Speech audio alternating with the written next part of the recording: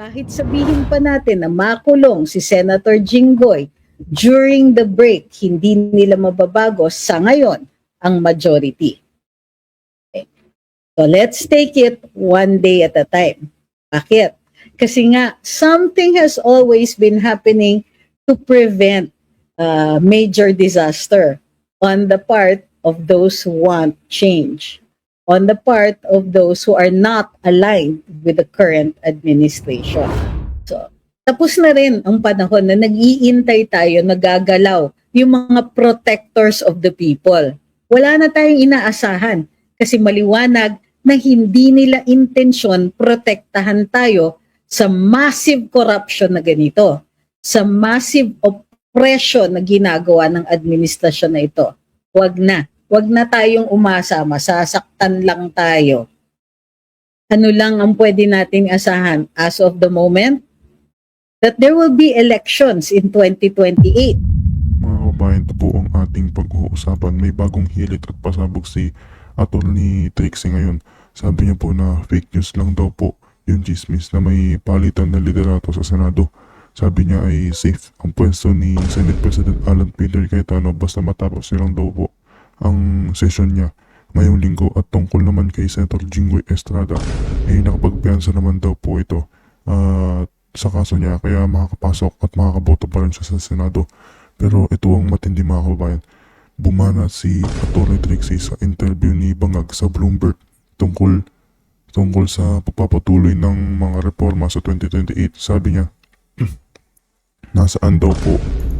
Wait lang po mga kababayan. Sabi niya, nasaan daw ang mga reformang yan dahil parang kailangan pa ng microscope para makita. Inihambing pa niya na ang sitwasyon ngayon sa taong 1972 dahil sa gulo sa politika, korupsyon at paggipit sa mga kritiko. Ipinaalala rin niya yung babala noon ni dating Pangulong Duterte na ang habol lang talaga sa chacha o charter change ay humaba ang termino ng administrasyon.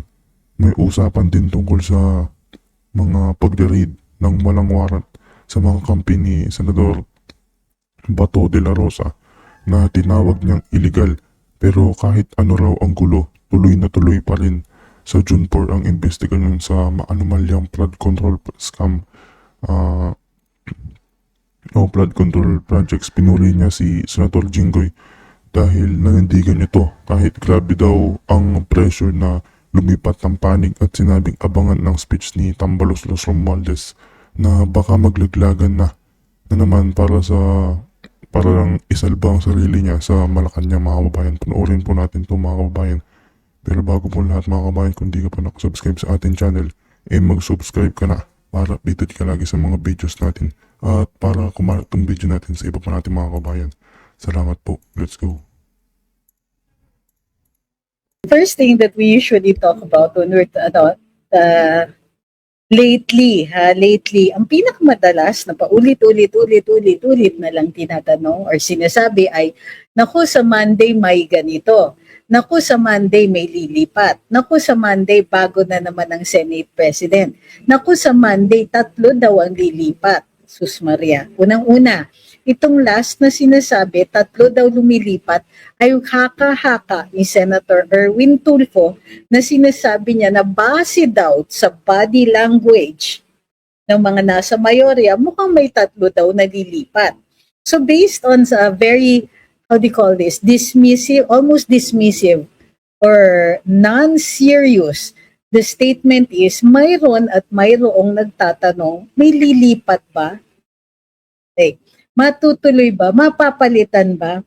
Which goes to show na effective po ang communications nung kabila.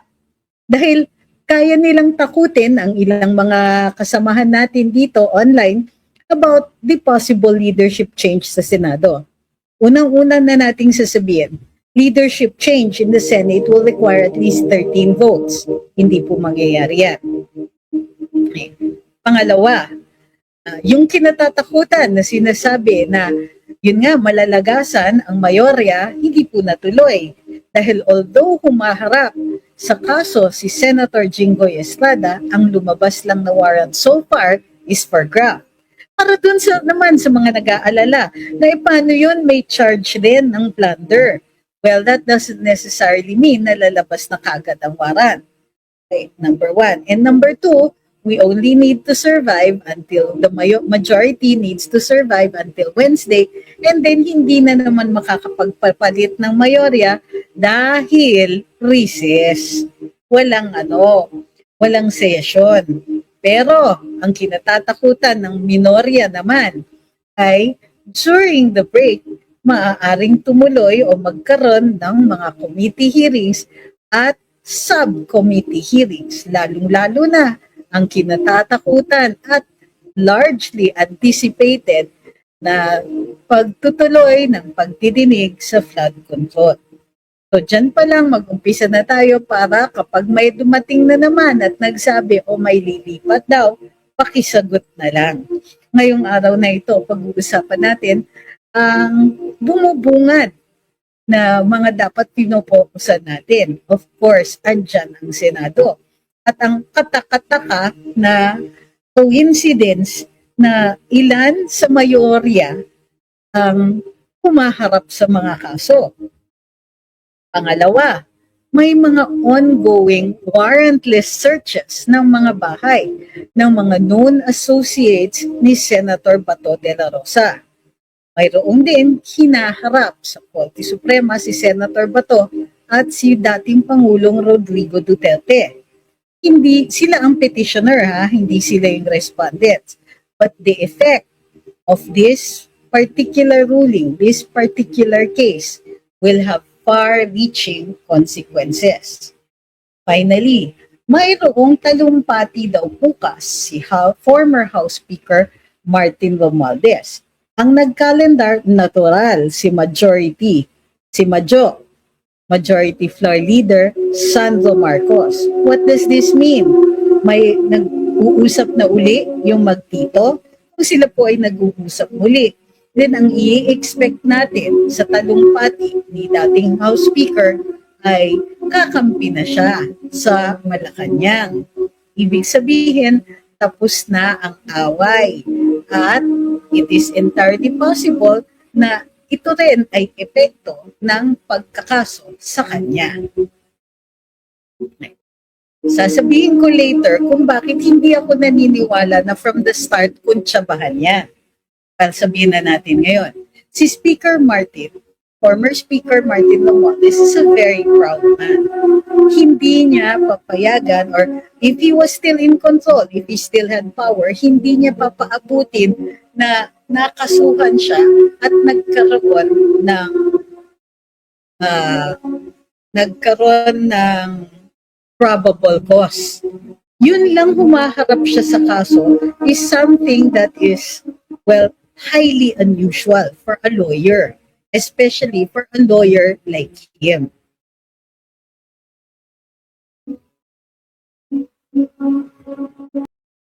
Naman tayong may reforma, may nakikita ba tayong ginagawa sila? Parang wala. Sa isang interview sa Bloomberg, sabi ni Presidente Marcos, yung gobyerno daw niya is pursuing major changes in governance. Unang-una, changes. Pangalawa, governance? Sabi ni Kai, continue to do what? Sabi ni Lucky Sprite, but where? Continuity ng reforms, ha? Reform saan? Baka mas mahalaga may makita tayong reforma sa kanyang mga bad habits. Sabi niya, there are big things we are trying to do. We are changing the whole way that we govern. We are trying to reform the bureaucracy. Grabe, kailangan pa po yata natin ng microscope para mahanap kung ano yung mga pagbabago na yon. Sabi ni Rodel, continuing the maleta. That is a well-established tradition na yata ngayon. Sabi niya, that's a great worry for me. It's very, very easy to go off the rails. It is continuity that we aspire for. Otherwise, we go back to doing business the old way. Excuse me, Mr. President, Hindi ba continuity yung ipinangako mo nung pumasok ka sa kampanya for 2022 elections? Kaloka ang kilay ko, dumikit sa ceiling. Continue. Does the president know what he is talking about? Does the president know what continuity means? And can the president deliver on something that he has promised and already failed to deliver even before? So,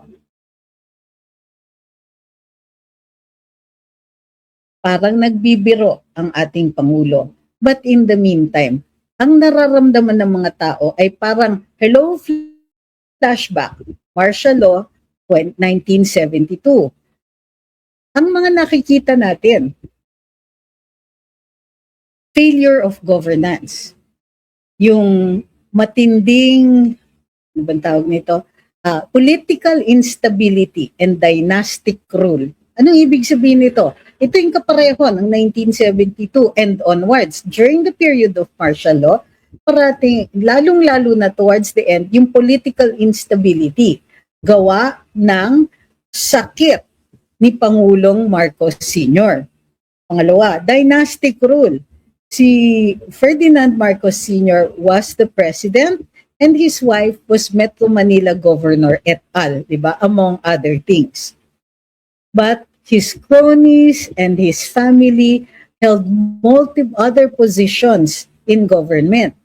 Binamigay niya sa kanyang mga kaibigan o mga cronies ang department, ang pamumuno sa iba't ibang mga departamento ng gobyerno na halos hindi na po binitiwan. At during that time, for the duration of their hold on government, ang daming naligaw na pera. So ngayon, hinaharap din natin systemic corruption and impunity. Bakit impunity? Well, tingnan ninyo, ang daming nakakasuhan, lalong-lalo na sa Senate majority. But beyond that, vloggers who support VP Inday, activists is not just a term, it's not a term for the left. Activism means people who want to effect a change, a significant change, often institutional or changes on very ingrown habits of society. So in this case, ang mga aktivista natin are people like Mike Defensor, who doesn't hold a government position, but is very prominent in the coalitions and in the various activities that are raising awareness about the government's failures and continuing failures. Kasama na din dyan, another person naman who holds a government position, Attorney Harold Vespicio. O sino pa ba? Marami pang iba. These people are activists and yet are particularly targeted for cases. Ngayon na lang ako nakakarinig uli ng mga kinakasuhan for things like sedition, inciting to sedition, and so on. These are supposedly crimes against the state. The state, of course, wants to protect itself, but never has the state been under such severe criticism as today, compared to and comparable to 1972 and onwards, or the Marcos Sr. martial law years.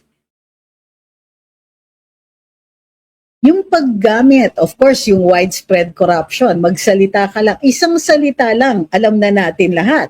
The use of the word maleta encapsulates the pervasive corruption now ongoing in the Marcos administration. So, ang paggamit ng state resources para sa personal na kapakanan ng ilang mga opisyales ng gobyerno doesn't escape the notice of the people and have led to widespread instability and dissatisfaction. Wini-weaponize ang batas at ginagamit ang sa mga aksyon na maikukumpara sa rahas at dahas ng martial law Marcos Sr. Ang difference, hindi ginagamit ni Marcos Jr. ang military, ang ginagamit niya ay the civilian law enforcement agencies such as but not limited to the PNP and the NBI. So, eto, ngayon. But the one happy news today, happy birthday Vice President Inday Sara, Vice President ng puso natin. Tuloy ito, not just the Vice President of the country officially, but also the Vice President in our hearts. And hopefully, President in 2028. So yes, sabi ni Ma'am Susan Reyes, very oppressive na po ngayon sa bayan. Totoo yan. Very pervasive at tumataas po ang kahirapan dito sa bansa. Yung dati na nating sinasabi na dapat tinututukan ng gobyernong ito, ng administrasyong ito ay hindi pa rin tinututukan to this day. Ang nakita natin na pinaprioritize nila, impeachment ni Vice President Inday. Pag-pursue sa mga kaso ng mga taong nag-disagree sa kanila o nagka-criticize sa kanila. And of course, the priority of maletas. Ayan ang nakikita natin. Bukod pa dyan, may nabisto pang intent for charter change. At ang purpose ng charter change na yon, term extensions. Kung sa bagay, matagal na yung warning na yan. And early in 2024, sinabi ni dating Pangulong Rodrigo Duterte, ayoko sana na magsalita ako laban dito kay Presidente Marcos. Pero it can no longer be helped. Ang nagtulak sa kanya, People's Initiative.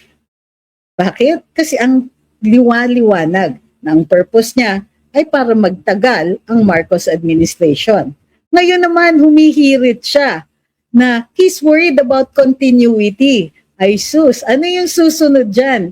Kailangan i-extend ang termino niya para mag-guarantee ang continuity. Ay nako, kaloka. So,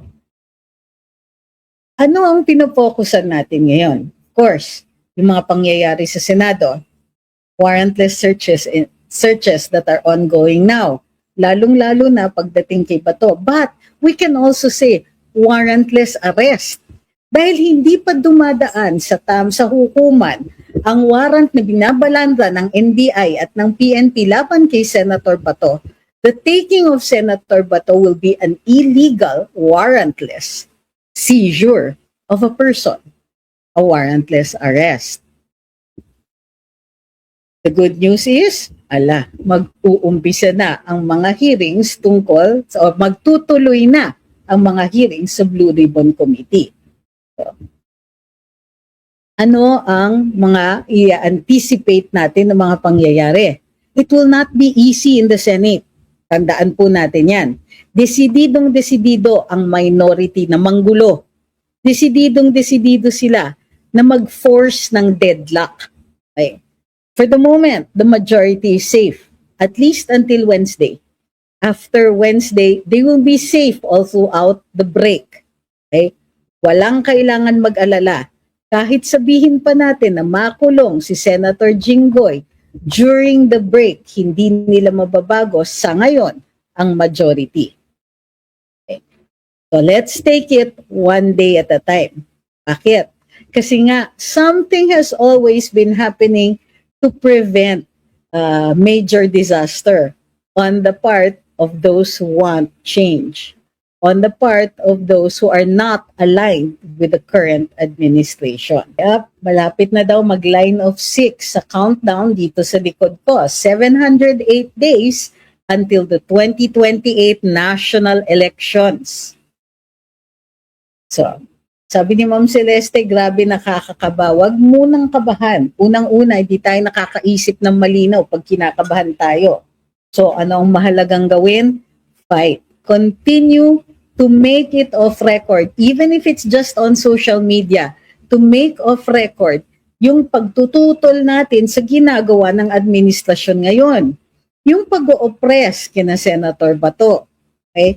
Tutulan natin yung mga propaganda na lumalabas, courtesy of your friendly, not so friendly, or actually not so friendly neighborhood polls.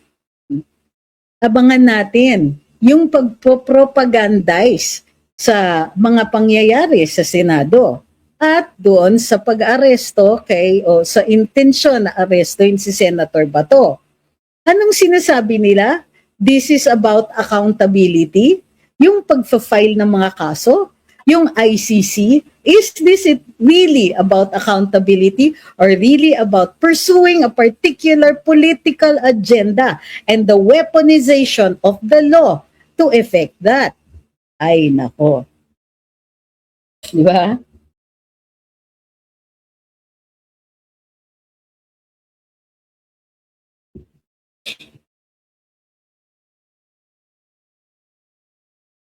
At ang iniintay natin, kung totoo talaga itong pagbuhahabol nila ng accountability. Bakit ang ilang mga nag-aminado sa flood control o yung mga recently resigned na mga undersecretaries na pinangalanan at itinuro ng mga sangkot dito sa maleta at flood control issues ay hindi pa po hinahabol at wala tayong naririnig na mayroon silang mga warrant. Bakit ang mga nai-issuean ng warrant ay very conveniently political opponents? Bakit priority yung impeachment ni VP Inday? Sabihin na nating accountability yon.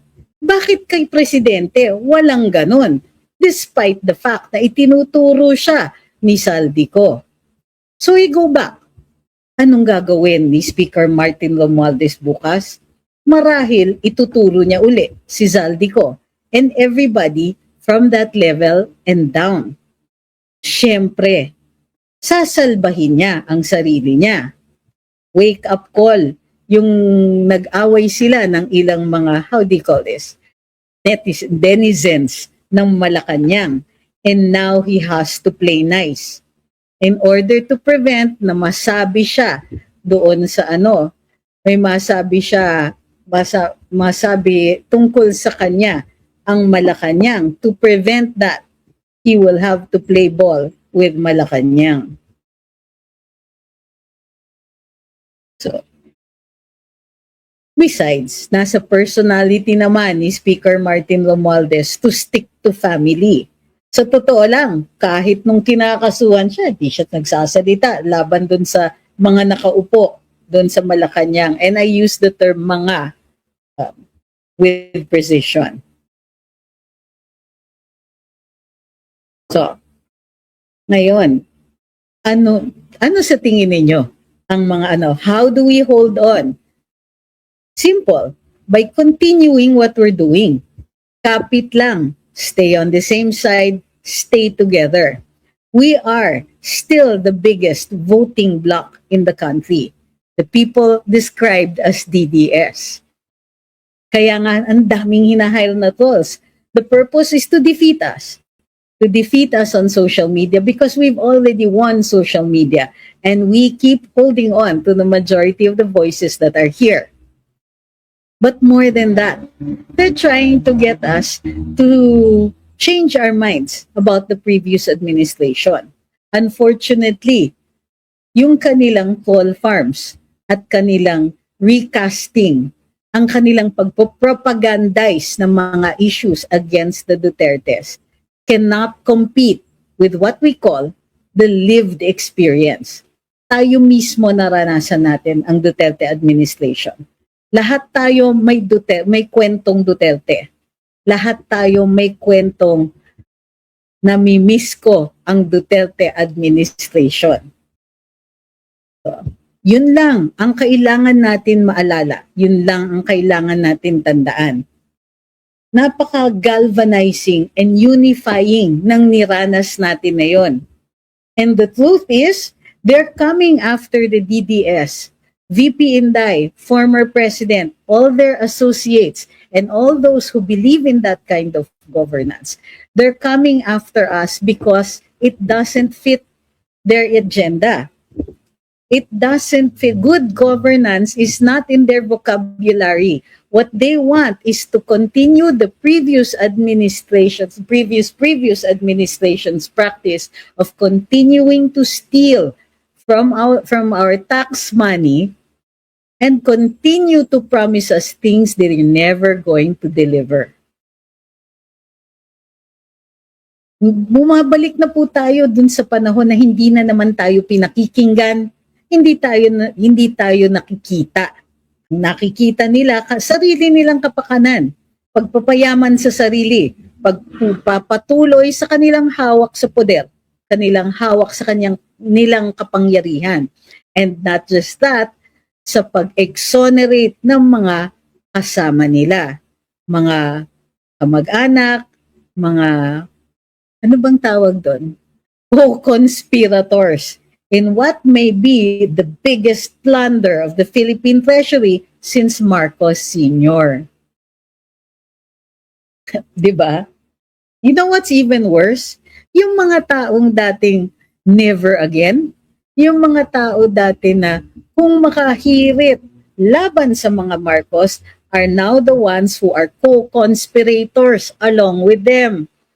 Hindi man sila, let's say hindi sila nakakakuha ng maleta, tinutulungan pa rin nila i-prop up ang Marcos administration just because pareho sila ng pakay. Ayaw nila na masanay tayo na nag-i-expect na ang government natin has to deliver. Alam niyo yung totoo niyan, kung kailangan mag-deliver ng buong-buo ang gobyerno natin ng serbisyo, ng infrastructure, ng polisiya, edi ang liit lang ng kanilang mga maleta, baka bumalik sila to less than envelopes. So, ito ang ginagawa, itong nangyayari at fully aware tayo. So, tapos na rin ang panahon na nag-iintay tayo, nagagalaw, yung mga protectors of the people. Wala na tayong inaasahan kasi maliwanag na hindi nila intensyon protektahan tayo sa massive corruption na ganito, sa massive oppression na ginagawa ng administrasyon na ito.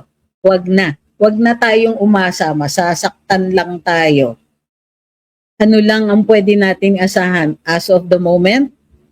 That there will be elections in 2028. Pipilitin natin yan. There will be elections in 2028. Yan ang pag-asa natin.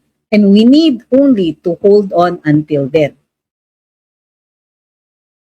So, questions. Questions. Ay, maraming salamat pala sa lahat ng sumusubaybay ngayong araw na ito. Maraming salamat sa tuloy-tuloy ninyong pagsusuporta dito sa Luminous, lalong-lalo na dito sa mga TikTokers such as, but not limited to, Ma'am Ana Torres. Magandang gabi at maraming salamat po sa inyo. Kay EEM, thank you very much. Oops. Sino pa ba? Salamat kay Bart. Kapangalan mo yung cat ko. At thank you uli kay Sir Bart. Uy, maraming salamat sa inyo. Sabi ni Julian's World, sa darating na investigasyon, makikita natin gaano karami ang pinagtatakpan ni, Senator Pinky at Soto.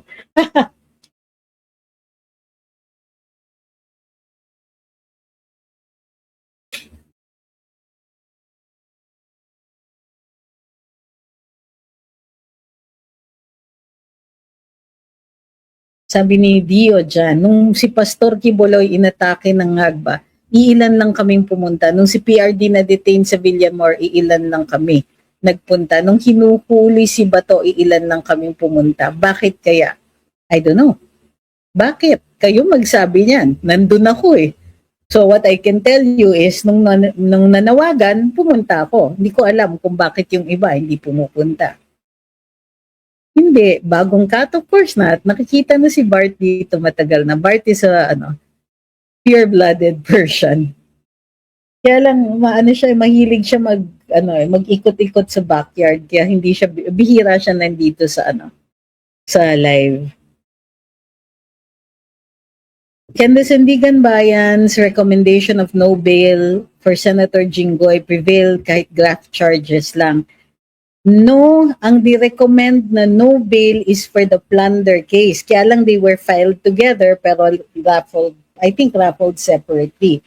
So, ang recommended, you can recommend high bail for graft. Yung no bail recommended will usually be for plunder. Because bail is a matter of right. Ibig sabihin karapatan ng bail, except kapag capital punishment yung charge and evidence of guilt is strong. So pwedeng i-challenge ni Senator Jinggoy yung amount of evidence and say that that he should be entitled to bail because evidence of guilt is not strong.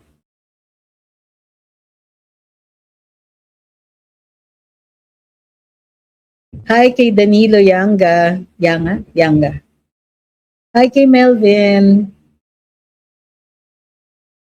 Sabi ni Alben, hapon ni SP Alan, June 4 mag-start na sila sa flood control. Ano ang sabi ni Soto? Illegal daw. But daw? Ay nako, di ba? Unfortunately, nasabihan na yata siya kasi binigay naman ni SP Alan yung rule at saka yung number ng rule na yun. Sabi ni Rochelle, thank you for giving us a chance for hope. I'm waiting for tomorrow sa Senado po, watching from Switzerland. Yes. So, ganito yan para sa akin. Di ba? The one thing they cannot kill sa atin is hope. Unless tayo lang ang pwedeng pumatay ng pag-asa natin.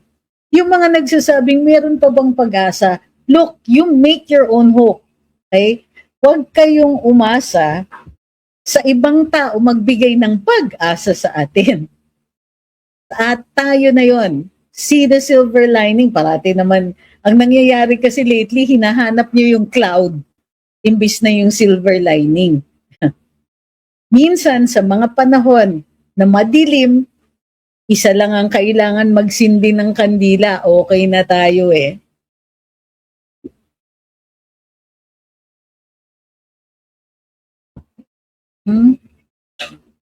Post ko. Nakita ko sa message, sa mga post kanina. Mga post. Totoo ba na pinatawag ni si Senator Joel Villanueva sa Malacanang? Wala po akong nakikitang ganon. Wait lang.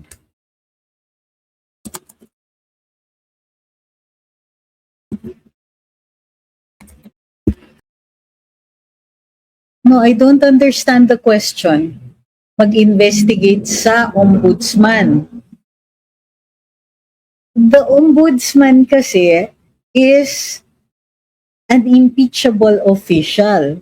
And while he can be investigated by the NBI, he is not immune from being called to inquiries in aid of legislation.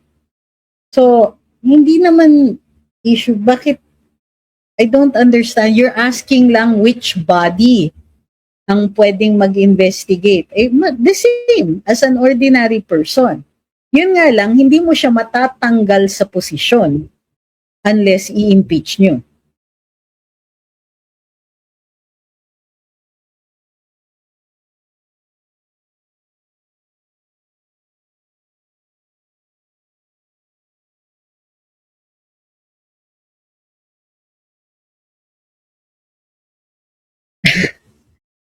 But si Mig Zubiri sumali sa minority? Kasi ayaw niya kay Senate President Alan Peter Cayetano.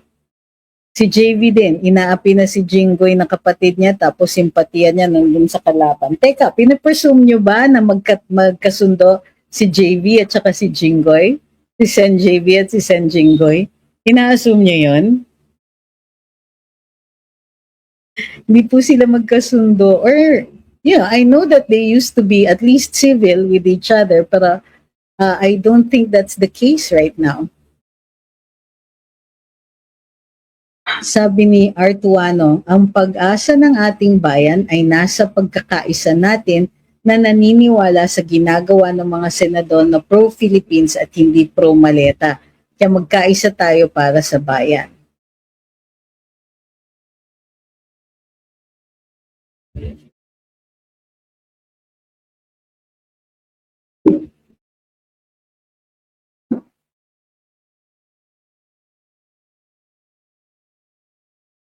Sabi ni Chris, you are always very prim and proper kahit galit ka na minsan. Very professional. Parang napapadalas yung galit ko. Minsan iniisip ko, sumusungit ba ako with my age or sumusungit ako dahil ito yung administrasyon natin ngayon? Very professional po kayo. Keep inspiring people. We're learning a lot from you. Thank you. Congrats, Sarah. VP Sarah naman. Congrats, VP Sarah. O kaya Inday Sarah. Pinakamataas satisfaction rating sa Pulse Asia at SWS kasi kaysa sa diktadurang rehimen.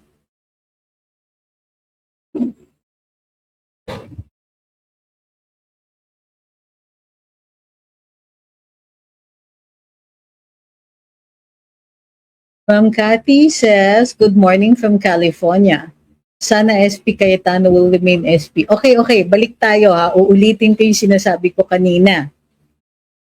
The last time somebody mentioned na may coup sa Senado was Senator Erwin Tulfo. Tinanong siya, tingin nyo may tatawid? Sabi niya, base sa body language, may 3 tatawid. Yun po yung basihan. Huwag niyo naman bigyan ng bigat yung mga ganyang klaseng salita.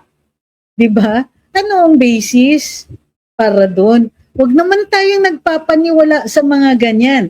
Ang intensyon ng minority ay takutin tayo para mawalan ng suporta yung majority. So every time na inuulit ninyo yung propaganda ng kabila, tinutulungan nyo sila. Push back. Push against it.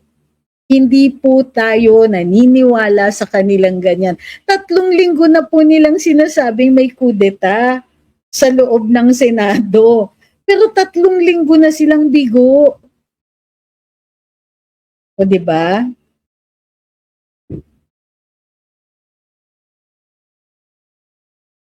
Kung mag-start po BRC hearings bukas, hindi pa po bukas. Ang subcommittee lang po ba? Hindi pa po. Okay, ganito yon. The BRC,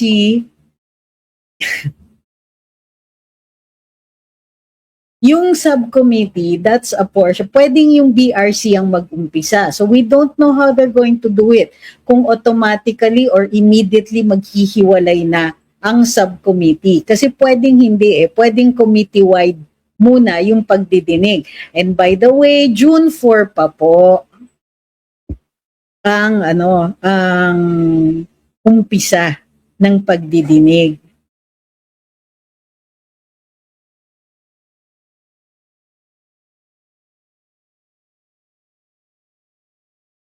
May chance po ba na ipakita ng ibang senador yung mga pananakot sa kanila para lang lumipat sila? Ay, nag-uusap naman po sila.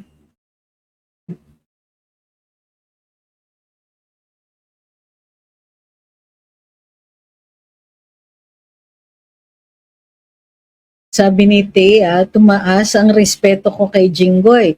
Especially nung naikwento ni Senator Marcoleta yung pinagdadaanan niya. Yep. Alam nyo, kinukulit siya, tinatawagan siya. Hindi po kapwa senador lang ang tumatawag sa kanya at hinihikayat siyang lumipat. Tandaan nyo yan.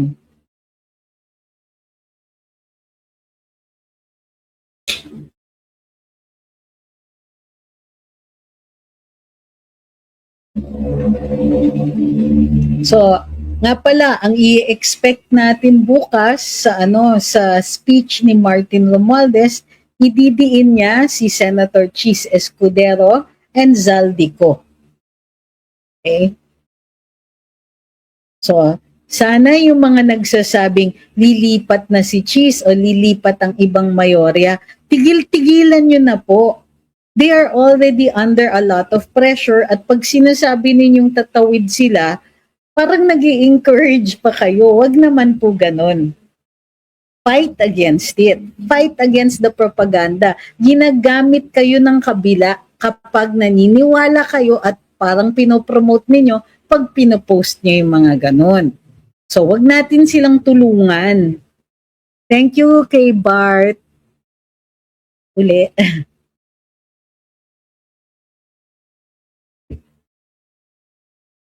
Sabi ni Try 879, makikita na talaga na personal gain lang talaga ang goal ni Zubiri. He's not a senator who is for the country. He's a senator for his own gain or interest lang.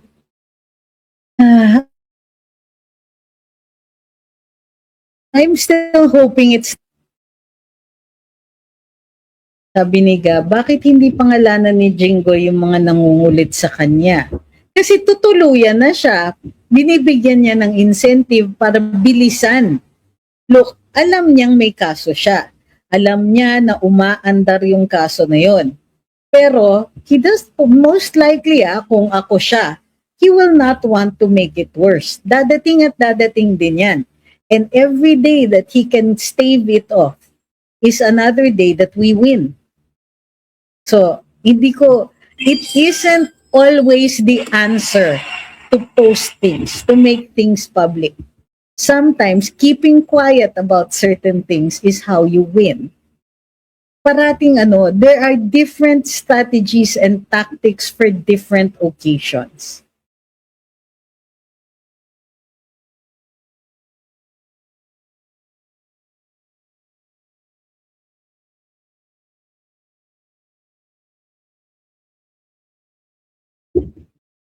Sabi ni Ma'am Awi, baguhin natin, may tatawid mula sa minority to the majority. Like Lapid, base sa body language. Base din sa kanyang nadulas yung sinabi niya. Thank you kay After Dark.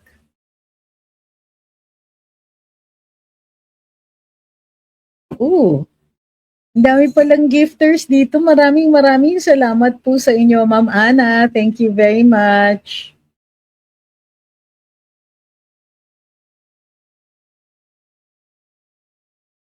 Sabi ni Torrent, lipat nga ako dito, hindi ako napapansin sa Facebook. May point ka dyan.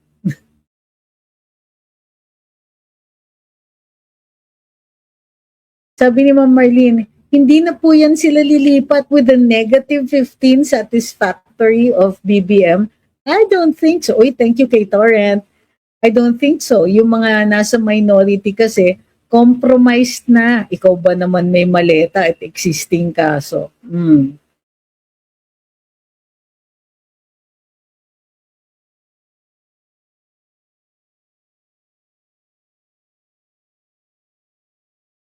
Sabi ni Tatay Strauss, mayong gabi, sana ma-publicize palalo ang taus-pusong pasasalamat at suporta ng masang Pilipino sa Senate Majority 13. Oo. O para dun sa medyo nag-worry, ayaw nilang mambatikos ng administrasyon. At the very least, to encourage naman natin at ipakita natin sa Senate 13 that we got their backs. Suportado natin sila. Thank you kay Torrent. Uli. Uy. Bait.